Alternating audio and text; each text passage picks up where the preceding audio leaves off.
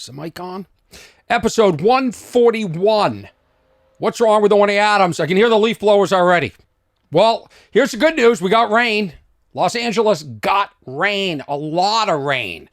And we got so much rain, we went from fire alerts on our phones to now flash floods and mudslides. It's the end of the world here in Los Angeles, I'll tell you that much. Here's the other thing. I live in a fire zone. I'm officially in a fire zone. And they've told us to be prepared now at any time to be evacuated. So we have to put together what they call a go bag, which is a bag with all of our possessions that we don't want to burn down in a fire, which is basically everything. But the whole house should be in a bag. So they want you to put like the title to your home or the deed to your home, your bank accounts, all your jewelry, cash, everything in a bag, and leave it by the door, which is great for burglars. Because now they just show up and we go, it's right, it's all right there. Just take the bag. You don't even have to rummage or ransack. Don't even go through drawers. I've done everything for you. It's called a go bag. What's wrong with Orny Adams? Episode 141. Oh, let's get through this. I should still, my mind is still in Costa Rica. Little friend, that's me. We got rain. He's got great big eyes. I had a lot to talk about on this one.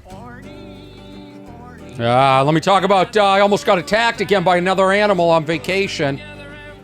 I just can't win.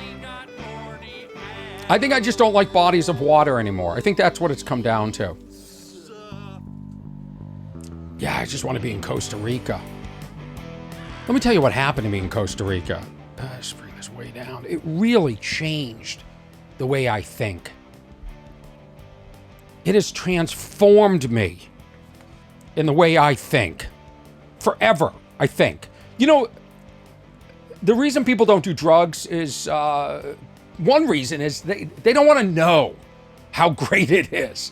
Like sometimes in life, you're just on a path and you don't want to be diverted.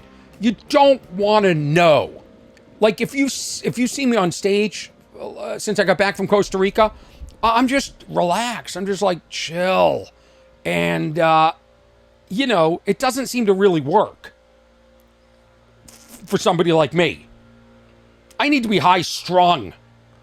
I need to be up there amped up, fired up. That's what I need. Is that leaf blower in my trailer? Let me see if you can even hear it. Oh, now it just stopped. Good. I want to go punch... now it started again. I want to punch those guys in their face. It's just one neighbor that does this on Mondays. We all leaf blow on Tuesdays. And, you know, they're illegal now, these gas leaf blowers. They don't give a shit. These people, it's like those cars. People take those cars or motorcycles and they make the exhaust so loud that to just, you know, for safety on motorcycles, cars, just to disturb the neighborhood. Like, they ought to make those things where it goes, like, sounds like gunshots, like the cars driving up and down the street. Damn it, shut off your leaf blower! We just had nonstop rain, and they're blowing leaves. I want to go back to Costa Rica. They don't even have leaf blowers there. Costa Rica made me question everything. Everything. I'm going to get up and I'm going to punch the leaf blower people. I'm not kidding. It is so obnoxious. I waited. It was going on. Now we have helicopters. I would like just a mudslide to just take out those leaf blower people right now. I waited 45 minutes because they were blowing and I thought they stopped. And then I thought, okay, it's safe to start the podcast. Everybody else has a podcast that they could do out of a studio and they have people to hit the goddamn record and to edit it for them. I don't. I have to do this now. It's Monday because I got to pack and I got to get to Chicago for my shows at the Chicago Improv Thursday, Friday, Saturday. 5 shows. A little plug there. OrnyAdams.com/tour. So I have to do this now. This is the only day because I've got to now edit this tomorrow and then get it up there. I can't have a soundproof studio like everybody else that has a podcast. Costa Rica made me question why I even do a podcast. Made me question everything. Why do you go to the gym every day? Why do we follow the stock market so closely? Why do we follow the news? They don't talk about politics. They just live. Certainly didn't hear a single leaf blower over there. You know what they do? The leaves just stay on the ground, I guess. This has been going on for an hour. Sorry, everybody. It's just, I don't like leaf blowers dictating my schedule and sound quality on my podcast. I'm trying to do something organic here out of a Shasta trailer behind my house. Feels all cozy and kitschy and cool. And these assholes are running the leaf blowers all the time or cutting down trees.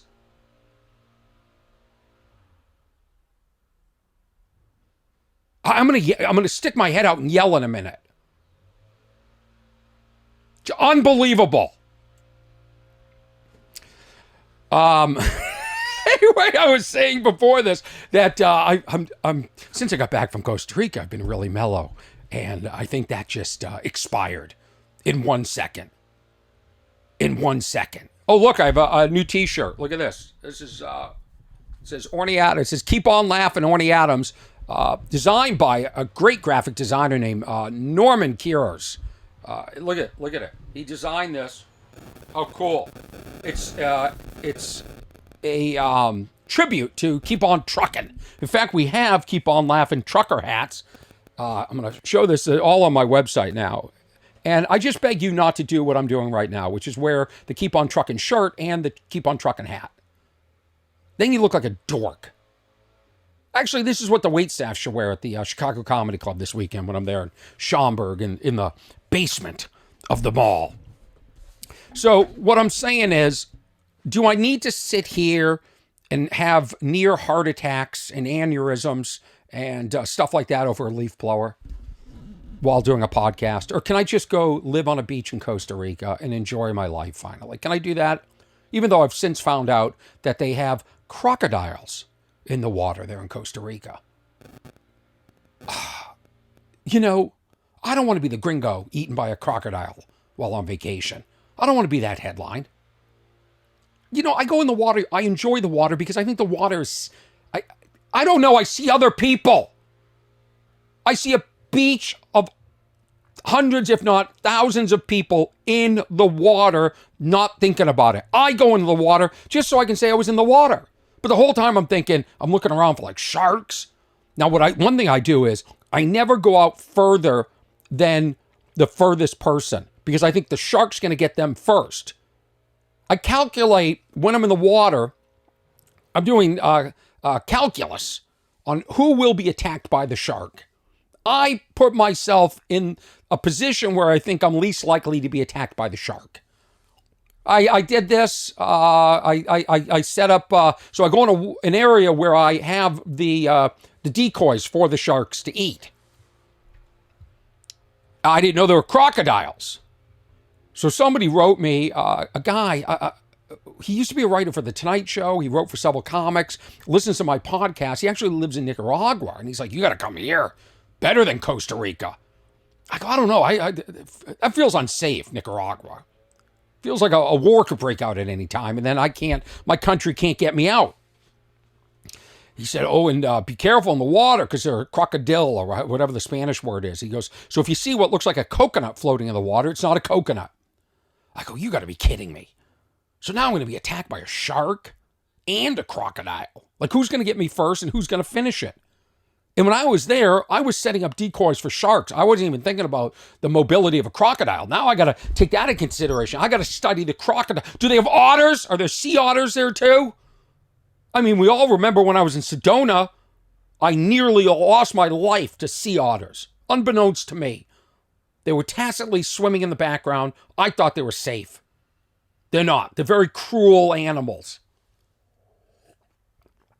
They're the worst of the animals. They're like a lot of women I've dated. They appear kind and friendly and cuddly and cute and adorable, and then they'll attack. And not just in the water, where you think they just want you not to be. They'll take you onto the shore and attack you. They'll follow you to a rest stop in Nevada, much like the crows that came after me there at the rest stop in Nevada because I wouldn't share part of my sandwich with them. And they're bullies. All these animals have become bullies. So now I imagine myself in Costa Rica or Nicaragua if this guy convinces me to go there, and I'm in the water, and a crocodile takes me down, a shark comes in and finishes, and then the crows start pecking at my head. Meanwhile, I can get this shirt on my website, Keep On Laughing, and the hats. Keep On Laughing. Trucker hats. Embroidered. Beautiful. Have them in Chicago. I also have the new shirts, Stupid Finds Me. I'll wear that on the next podcast. So I realized when I was in Costa Rica, none of this matters. Nothing. Everything I worry about, except for leaf blowers. That's the only thing that matters right now. Everything. They just live in the moment. Nobody's talking about their to-do lists. Nobody's on their phones. And when you have a conversation, they're looking right at you. They're like looking at you. I go, this is weird. Somebody's making eye contact. And they're staying with it. They're not in the restaurant looking around to see who else is coming in. They're with you. It's a very strange thing. It's interesting. I realized everything that I've dedicated to my life to might be a fraud. The illusion of showbiz and success. Who cares? Who cares? I did. I fell for it, and I'm ashamed. So it's hard to keep on keeping on like a bird that flew when you question it all. Oh, I was so sick for the last week. I was so sick. I was just in bed on the couch, sweating it out. Why? Because, dealing with the stress of those fires. And now we got mudslides. We can't win in this. Can't win here in Los Angeles, California. So I have a new animal to put on the list of animals that have tried to kill Orny Adams on vacation. We know the otters. We know the crows didn't try and kill me, but they certainly tried to attack me. Well, I was walking down the beach. And, here's the other thing about when you go into the ocean. When low tide comes, like in Costa Rica, there's a lot of rocks there. I didn't realize there were so many rocks. I was like body surfing, and I could have hit my head. Then I would have just been floating meat for these animals to take me out. I'm walking down the beach alone. Sun's about to go down. And, I'm looking around. I'm on the beach. I feel fairly safe. I'm looking up. The sun's going down. I'm looking at the horizon with the water and the boats and some people still playfully enjoying the water, unaware of what's around them. See, that's the thing about the water is we feel safe. I guess we feel safe because I don't, but some people do because you really can't see. God knows how many threats there are against us. I honestly can't believe more people don't die from attacks in the ocean. I'm just going to say that. I wish I was a kid again because most of everything that I worry about as an adult, including, this show business bullshit, I didn't think about. He just went into the water. Remember, we used to go to the water. Cape Cod, which has a huge great white population. I didn't know that. You used to go in the water. You thought, oh, I'm safe up to my chest. They're not going to come. Then you find out, oh, they'll attack you in 3 feet of water. These pieces of shit sharks.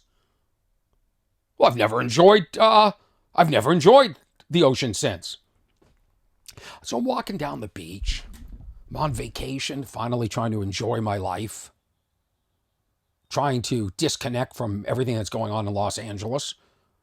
Hoping my home isn't being looted. Thank God I didn't have a to-go bag sitting there just waiting for the looters. I should put neon lights around my to-go bag so they know where it is to just take it. It's like those people that don't lock their cars. Like they have old vintage like Mustangs. They don't lock it because they don't want people to like break in and break the window. They're like, it's open. So if you want something, just take it. That's what I feel the go bag is. It's like, oh, it's all right here for you. So here I am walking down the beach, in this small town in Costa Rica. And I look and I'm like, what is that, a rock? I almost go to kick it. And then I see it's got little scales. I'm like, that's a fish. And it's a weird fish, not a fish I'm familiar with. But something in my head told me, don't touch it. First of all, I hate fish, so I wouldn't touch it anyway. I don't really touch animals. Oh, and it was still like breathing. And I was sort of trying to get it into the water. I'm trying to save this thing. And a family of 3 came up to me, a mother, father, and a daughter. And they said, that's a puffer fish. Be careful. That's poisonous. I go, what do you mean? Like if I touch it? They go, yeah. Don't touch it. This is a poisonous puffer fish. I go, you got to be shitting me. Now the puffers are trying to take me out? Now the puffers are trying to take out Orny Adams on vacation. That's what I've got to deal with? And I got to, I was trying to save the puffer. Then the girl took her flip-flops and I got the puffer into the water. And then the puffer comes back and beached itself again. Like a wave took it back. Then the girl took her flip-flops and she threw it out. And again, it comes back. Then my buddy shows up. Now, unbeknownst to me, my buddy was watching this whole thing from way back, taking pictures, trying to figure out what I was trying to get back in the water. Shows me the pictures. I'm bent over, my ass is hanging out. Good old snake hips. Like not even just like a little crack. It's like 6 inches down. Like I should be arrested for nudity on the beach when you look at this picture. It disgusts me. I go, what a disgusting human being. An adult that can't even keep his pants up, that's got a drawstring.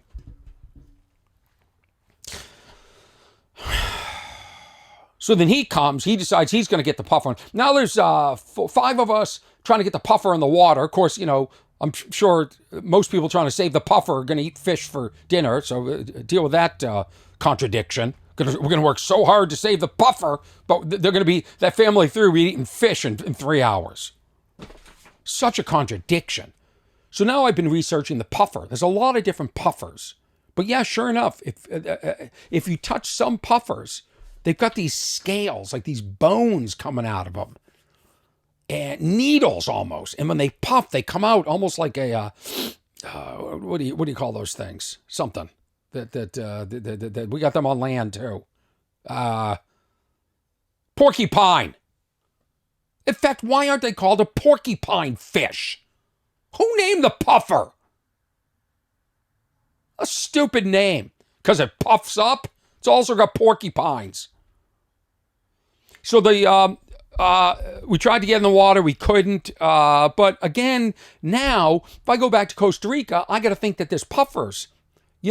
Dangerous, poisonous puffers floating around me, and alligators and sharks and God knows what else.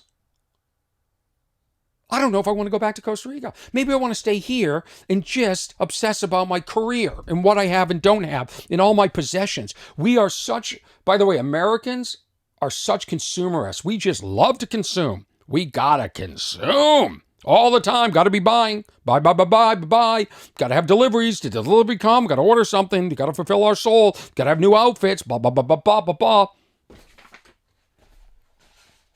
A little down on America right now, if you can't tell. I talked about it on stage, of course. Talked about it, yeah.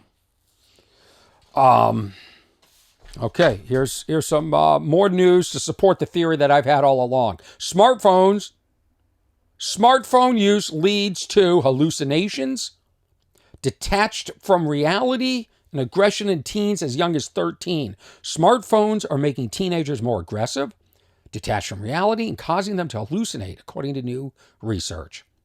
Scientists concluded that the younger a person starts using a phone, I think I started very late in life, thank God,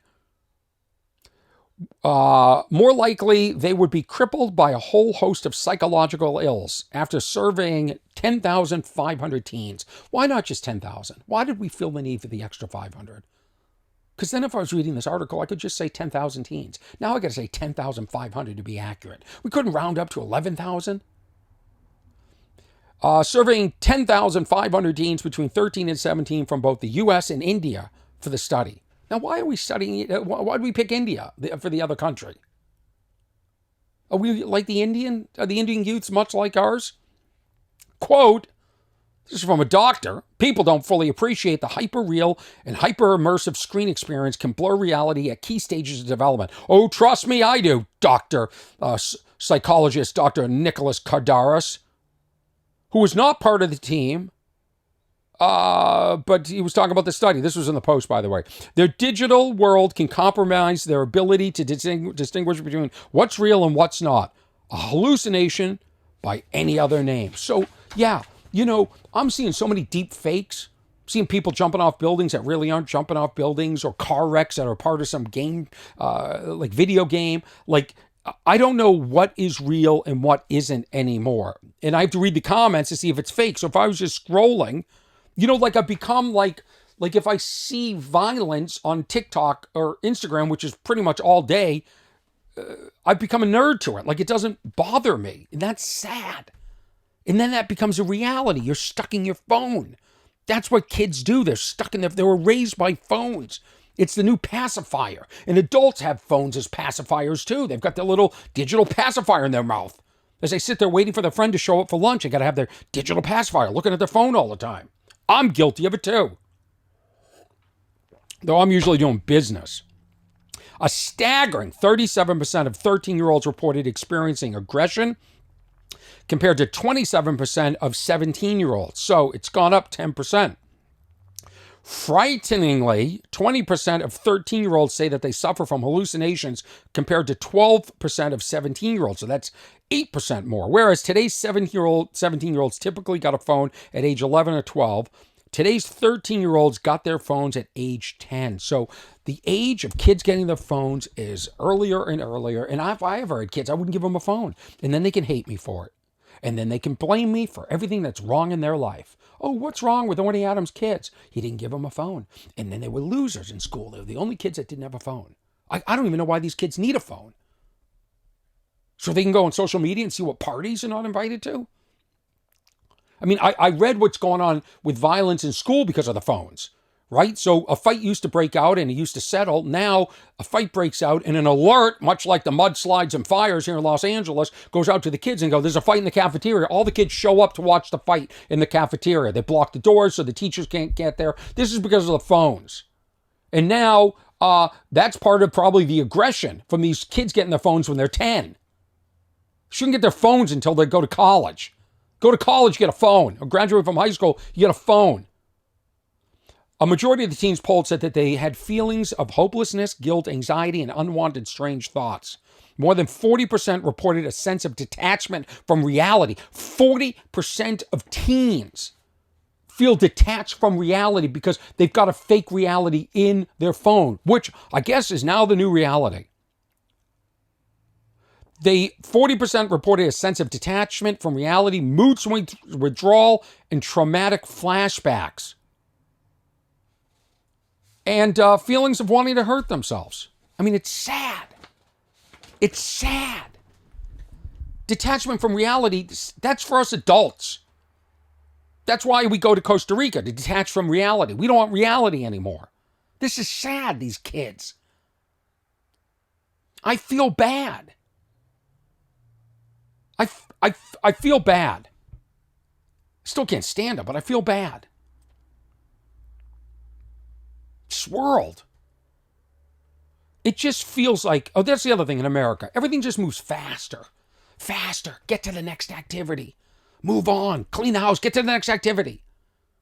There's no enjoying the activity. It's all about completing a task, checking it off the to-do list, and getting on with the next activity. We're just corrupt. We're diseased. Americans are diseased. I don't exclude myself from that list, everybody. In case you think I'm sitting here all lofty and acting all like I'm all too good. Have you noticed how much better the podcast has gotten since the leaf blowers stopped? Let me just say this. If you want to correspond like that guy who wrote me from Nicaragua, the email is what'swrong@ornyadams.com. What'swrong@ornyadams.com. My tour dates are at ornyadams.com/tour. So this weekend I'm in Chicago. Okay. Chicago at the Improv. If you're watching this, this is the last weekend in January. Then I am in, where am I? The Comedy Magic Club in Hermosa Beach, February 13th. I go back to Vegas. I just got booked in New Mexico, Alto, New Mexico, Slovene, California, which is I don't want to describe the town because I'll get it wrong, but Solvang, California. I'm so vain, I think this podcast is about me. I'll be there doing a festival. So listen, there's a lot of new dates, a lot of local dates, more Ice House. I'm going to try Flappers in Burbank. Also, February 6th, mark this on your calendar. I'm doing a very interactive, different type of show. You can be part of the show. It will be at the Laugh Factory, Thursday, February 6th. Tickets are on sale. Everything's up on my website, ornyadams.com/tour. But this February 6th show, if you're a fan, it should feel unlike any other show I've ever done. It should feel like a conversation that you're part of. I got to retire. My Boston accent just slipped in, which I don't even have. I wonder if I'm one of those people, like if I got hit or went into a coma, if I came out talking like I was from Boston. And listen, I love that I'm from Boston. I wish I had an accent, but I don't. I'm not faking anything here. OrnyAdams.com for everything. And thank you. If you're watching this on YouTube, you have to understand that you go, whoa, I didn't know you were going to be in Chicago. This episode aired. Yeah, the older episodes go up on YouTube. This is episode 141. It's on my Patreon, the video. The audio is everywhere, okay? Then, I just uploaded 137. So 137 is going to go out on YouTube. At the same time, the video for 141, are you writing this down? Will be on patreon.com/Orny. So you can support me by subscribing to my Patreon. Thank you to everybody that does, and all the emails. You get treated special. And especially if I see you at a show and you go, I'm a Patreon subscriber. Well, I treat you differently. And don't think I don't have a list in my pocket that I pull out and I check. I go, you are. Oh, yeah, what is your name? Let me just see. Well, let me see. Oh, it looks like you canceled. Yeah, so leave. This is what I'm saying. Leave, I'll tell the story at the end. Leave the detachment from reality for people who have lived long enough to know that we should be detached from reality. When you're young, life should be so beautiful, should be so optimistic. The outlook should be like, I'm going to conquer the world. You shouldn't be on your goddamn phone. And sorry to the people that don't like that I just used the Lord's name in vain. But I met the Lord in Costa Rica, and I asked the Lord, I said, do you have a sense of humor? The Lord said, yes. I said, do you mind if give me a few, right? Couple of name and veins, right? Right? Don't you think the Lord has the biggest sense of humor of all? I mean, if there's a comedy club in heaven, the Lord is the house MC and has new material every week. Very prolific, the Lord. Very prolific. So I'll talk about that at the end, but here's this. Even in Key West, that's Florida, you will get arrested for having sex on a public sidewalk. A couple was having sex in Key West, Florida on the sidewalk. I don't know if you remember, but earlier this year, I saw two homeless people. I deemed them homeless. Maybe they weren't, but they were having sex outside of tents on La Brea. I deemed them homeless. And I called 911. I said, yeah, we got two homeless people having sex on the sidewalk. And their first question was, is it consensual? I said, I'm not an expert, but I would send somebody either way because there's people having sex on the sidewalk. These 911 operators, they just feel obligated to ask a lot of questions. How about this? I just want to report it, and then you guys show up and do something. But we have, I just read, Los Angeles has the smallest police force I think it's had in like 20 years. And it's not because of defunding, it's because nobody wants to be a policeman now. Why? Well, because everybody records policemen and they harass them and they judge every one of their moves and they've got to make split decisions in a second. And, you know, even the good cops can get caught up. Even the good cops. It's hard to be a good cop nowadays. It's hard because people dislike cops. I like cops. I see cops driving through the neighborhood. I wave. I'm like, hey, what's up, cops? I give them the thumbs up. Yeah. Even in Key West, Florida, where some louche behavior, Louche behavior is tolerated, you are going to get arrested for having sex at 4:20 a.m. on a sidewalk adjacent to the main road through town. Now listen, I saw the homeless, formerly known as unhoused, and it was the middle of the day, 4:20 a.m. I mean, you know. Early Tuesday morning, cops, and this was in the Smoking Gun, this website. Early Tuesday morning, cops were driving on a 2-lane stretch of U.S. Route 1 when they spotted a woman bent over in front of a man who was thrusting his hips back and forth. That's standard from behind position, while the couple was situated in front of a pet grooming business. Huh. What were they doing in front of a pet grooming business at 4:20 a.m.? I never saw a pet grooming business and thought, you know what? This would be a good place to have sex. I'm getting turned on. The two subjects continued intercourse until I activated my emergency lights, Officer Bryce Sonichen said. In the glow of the cruiser's cherry top, William G. Knott, 41, put his penis. Oh, Lord, please forgive me. Forgive me for saying the word penis. Please, Lord, do not strike me with an alligator attack. Please don't send the puffer fish because I said the word penis. Please forgive me. I'm just trying to do a broadcast and a podcast. I'm just a newsman. I'm just reading what I wrote. I apologize. Let me say this again another way. William G. Knott, 41, put his cock back inside of his pants. While Diane Clausen, 38, put her vagina back in her dress. No, put down her dress. You know, how convenient. She was disheveled and her bodysuit was undone. Wow. Jeanette and Clausen were subsequently arrested for committing lascivious acts, one of my favorite words, lewd and lascivious acts, with another person in a public place. The duo was booked into Monroe County Jail on a misdemeanor charge and later released. In Los Angeles, come out here, you can do that wherever you want. You can actually bend her over the police cruiser and do your little thrusting, and you won't get arrested.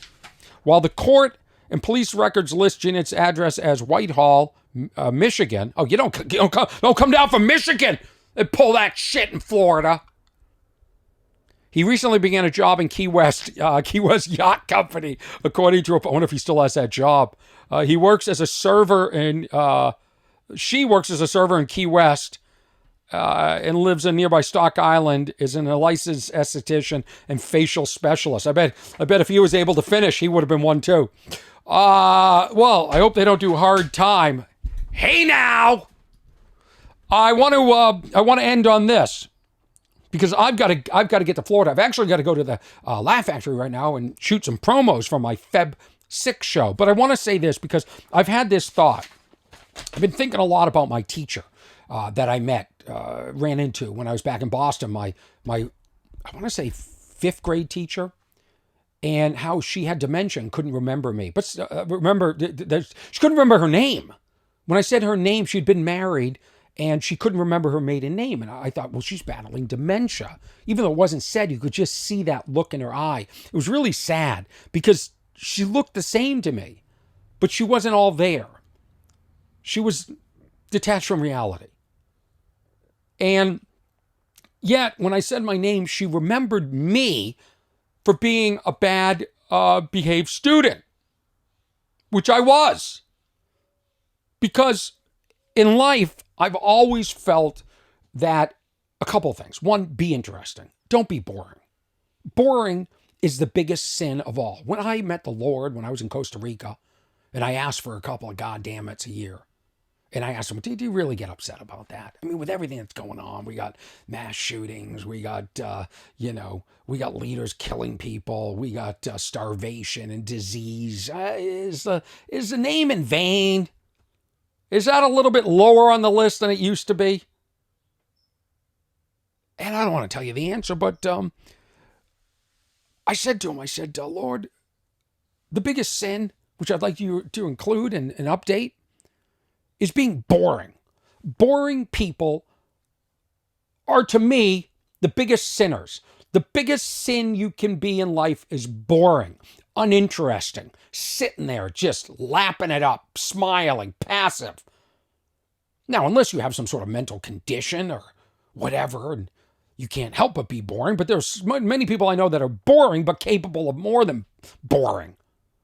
And I abhor them because I put it on the line. I risk everything to be interesting. Got into a fight with another comedian this week over something I said online that person got a little tender over. Now, in the old days, comics used to joke with comics. We used to poke each other. We used to have fun, but not anymore. Everybody's getting triggered. Like, even comics don't have backbones anymore. Like, it's okay to joke. Listen, when I joke with you, it means I like you. It means I know you. It means I care enough to post that. It means I want to start an online dialogue. I mean, it's like so absurd that this person got angry at me. And I thought in the old days, in the green room, comics used to like joke and we call it shitting on each other and tearing each other down. And, like someone would get off stage and they just killed and you go, oh, when are you going on? There's none of that anymore. Everybody's precious and protected and sitting around on their little buddy benches in the green room. And I miss the days. Like, you can joke with me. Have fun. My buddy Ruben Paul, I joke with him all the time. He jokes back. Like, we get it because we're buddies and we're secure. And we're not threatened by a comment. Even if it's true. Like, if I put on weight and somebody comes up to me and goes, oh, getting a little fat there, I go, yeah, you're probably right. I don't get angry at the person for speaking the truth. So you have to be interesting in this lifetime. You have to risk it. And I did that all growing up. I entertained the classroom. I got kicked out all the time, out of the classroom, in an effort to be interesting.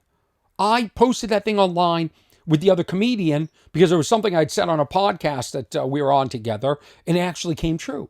And I posted it because I was taking a chance. Comedy is taking a chance. Comedy is going to a place that could get you in trouble, might get you in trouble, but will always get a laugh. And if it gets a laugh, that is more valuable than getting in trouble. Getting the laugh is the most important thing when you're a comedian. And you have to risk it. You have to risk it. And sometimes it backfires. Sometimes I feel horrible. I go, oh, I just said the wrong thing. But I have to take that chance because I'm not going to be boring. And I was remembering one specific incident where, and we can discuss this. This is up for debate. I was thrown out of school, out of the classroom, sent to the principal's office. I was always sent to the principal's office. Principal was seldom in the principal's office, which was strange to me. So now I got to sit in an empty office by myself. And they're like, what'd you do now? Now you got to give your side of the story. And I said, well, here's the deal. Sometimes I got kicked out before even the class even started. I was really good. If I want to get kicked out, it happened fast. And the other thing is, you can kick me out, but I'm still going to get A's. And that upset the people even more. You know what I mean? Like, I had the security that I did the work and I would get good grades, and they're like kicking me out. So I don't even need to be in the classroom. I'm going to sit in the empty principal's office. All right. And to me, that's better. And there was no phones. I don't know what I did when I sat there, but I just sat there in my own reality, not detached from reality. But this is up for debate whether I should have been kicked out this day. Here's my story. Ready? Every day we started with the Pledge of Allegiance. Well, I pledge allegiance to the flag of the United States. We had to put our hand on our heart, and we had to look at the flag in the front of the room. Every room had a flag, and it came over the loudspeakers.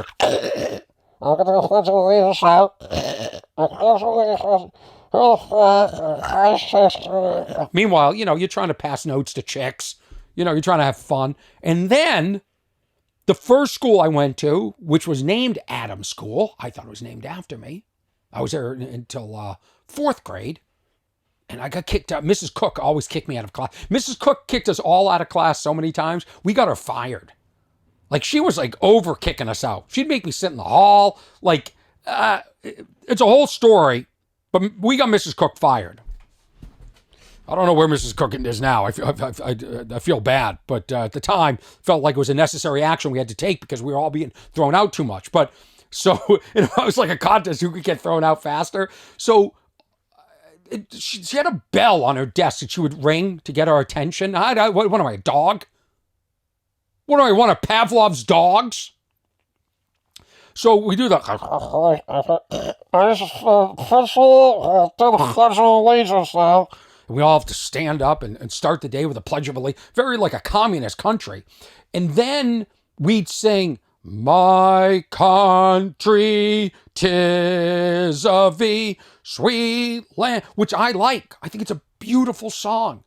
And when the song ends, they say, "Let freedom ring." And I went to the front of the class and off her desk, I took the bell and I started ringing the bell, right?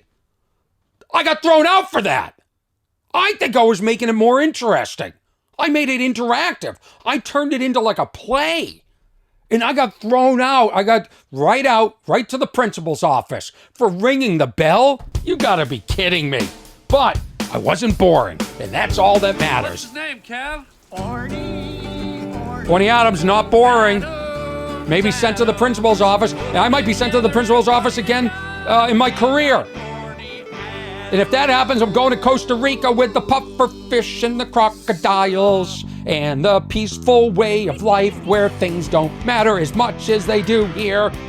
There's no leaf blowers interrupting my podcast in Costa Rica because I don't have a podcast in Costa Rica.